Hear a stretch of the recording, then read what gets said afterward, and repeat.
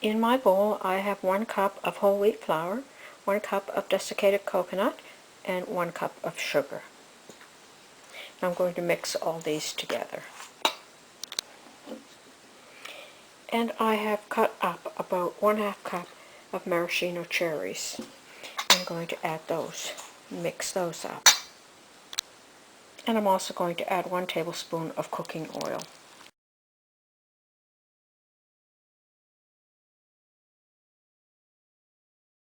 Add some milk. You can use regular milk. And I'm just going to add a little bit at a time, and I'm going to mix to form stiff dough. You're going to want the dough to be quite stiff like this. Okay, so I have oiled my hands. Now I'm just going to pick up a little clump, roll it into a ball, and place it on the cookie sheet.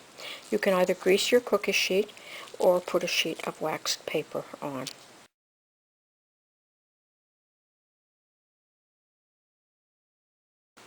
Okay, so here they are ready to go into the oven. And there's finished cookies. I got 28 cookies, so that makes them 100 calories each.